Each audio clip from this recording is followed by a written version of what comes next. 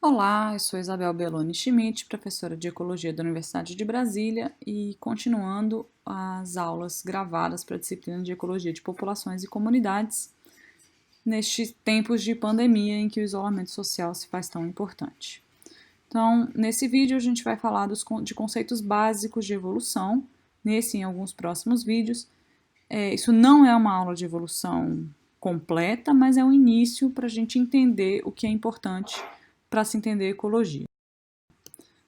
Muitas vezes se diz que nada em biologia faz sentido a não ser à luz da evolução, e isso vale para a ecologia. Então, se a gente não entender conceitos básicos da evolução, fica difícil a gente entender as interações ecológicas que existem hoje. Então, entender da onde vieram os organismos que a gente está estudando, qual é a história evolutiva deles, quais foram os processos de seleção natural que provavelmente moldaram o comportamento, as formas de vida dos organismos que a gente está vendo hoje, nos ajuda muito. Então, se a gente, fazendo um resumo bem resumido dos estudos de ecologia, uma pessoa que é muito conhecida é o Jean-Baptiste Lamarck, que era no início do século XIX. Então, em 1801, ele fala da teoria dos caracteres adquiridos. Isso é um que a gente estuda bastante na escola, às vezes no ensino médio, e a gente fica lembrando do Lamarck como a pessoa que falou que o pescoço da girafa era grande porque ela usava muito para tentar comer folhas no alto, né? Então, o que ele falava era que mudanças ocorridas ao longo da vida de um organismo faziam com que esse indivíduo se adaptasse ao seu meio e passasse para gerações futuras. Então, no exemplo da girafa, quanto mais altas as folhas que a girafa tentasse comer, mais o seu pescoço cresceria, e uma girafa que tivesse tido o pescoço muito grande teria filhotes com pescoços grandes também. Então, essas mudanças resultariam do que o organismo quer ou precisa, né? Então, a girafa precisa comer folhas mais altas, então ela desenvolve essa capacidade de fazer o seu pescoço crescer e ter filhotes com pescoço grandes.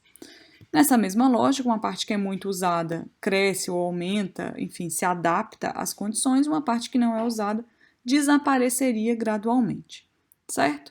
Outra coisa que o Jean-Baptiste Lamarck falava era que a evolução seguiria um roteiro pré-definido. Bom, a gente sabe hoje que nenhuma dessas coisas é verdade, né? O que o organismo faz durante a vida dele não faz com que o corpo dele se adapte anatomicamente. Isso não passa para a próxima geração e as partes que não são utilizadas não necessariamente desaparecem gradualmente. E a gente não tem um roteiro pré-definido na evolução. A evolução ocorre de maneira que a gente chama estocástica, aleatória. E a gente vai falar mais disso hoje. Bom, quem ficou também, alguns anos depois, bastante conhecido e falou coisas que até hoje a gente sabe que são verdadeiras, foram Charles Darwin e Alfred Russel Wallace. Muitas vezes a gente fala muito pouco do Wallace, ele ficou um pouco perdido na história da ciência, para quem não é especialista nessa área, muito porque o Charles Darwin fez contribuições mais robustas no ano seguinte ao que eles apresentaram. Juntos, o que passou a ser a teoria da seleção natural. Então, em 1858, teve a leitura de um artigo em que eles fizeram em conjunto. A história da evolução dessas ideias, né, de como eles chegaram juntos, não foi juntos, foi justamente em paralelo, separadamente, essas ideias é muito interessante, e como que isso foi apresentado também na sociedade científica em Londres também é muito interessante. Para os alunos dessa disciplina, a gente vai ter uma tarefa relacionada a essa aula, que é a leitura de capítulos de um livro que um deles fala exatamente sobre essa história. Então, fica a dica de leitura. No final dessa aula, vou dizer nos slides quais são as referências. Então, a primeira coisa que ambos falavam, que Darwin e Wallace falaram, é que o desejo ou a necessidade dos organismos não muda em nada a evolução da espécie. Então, se uma girafa precisa comer folhas do alto, isso não vai mudar a anatomia dela, não vai mudar a geração futura e, portanto, não vai mudar a evolução da espécie. Outra base importantíssima para a seleção natural é que organismos de uma mesma espécie são diferentes. e essas diferenças geram sobrevivências e reproduções diferentes.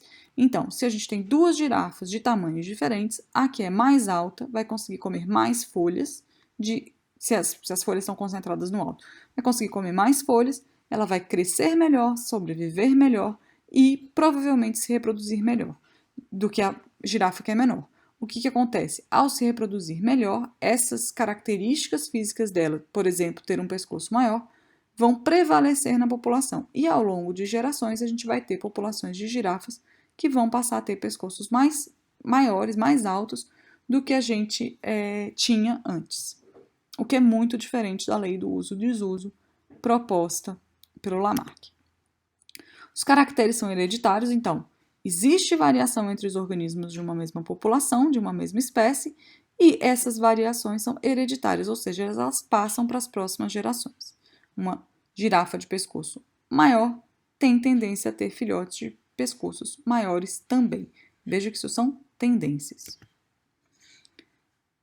E, novamente, as características vantajosas em um determinado ambiente tendem a ter a sua frequência aumentada na população. Ou seja, se é vantajoso numa determinada condição ter o pescoço maior, os indivíduos com o pescoço maior vão sobreviver mais, se reproduzir mais, e a tendência é que os filhotes da próxima geração reflitam em maior proporção os indivíduos com pescoços maiores, porque eles se reproduziram mais do que aqueles indivíduos com pescoços menores.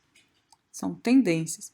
E, de novo, a vantagem é para um determinado ambiente em determinadas condições. Se as condições mudam, isso pode mudar completamente a frequência, a sobrevivência, a reprodução e a frequência de indivíduos na população na próxima geração.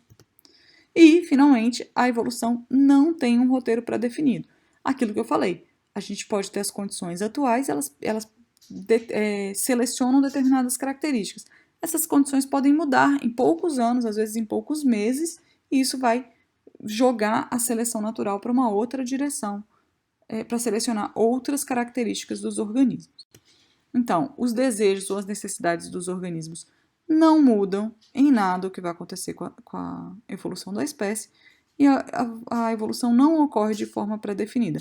Então, não é porque um urso polar passa frio que ele vai desenvolver uma camada de gordura maior. O que acontece é que ursos polares que são capazes de ter uma boa camada de gordura sobrevivem melhor ao frio, conseguem se reproduzir e seus filhotes tendem a ter maior capacidade de ter uma camada de gordura que isole do frio.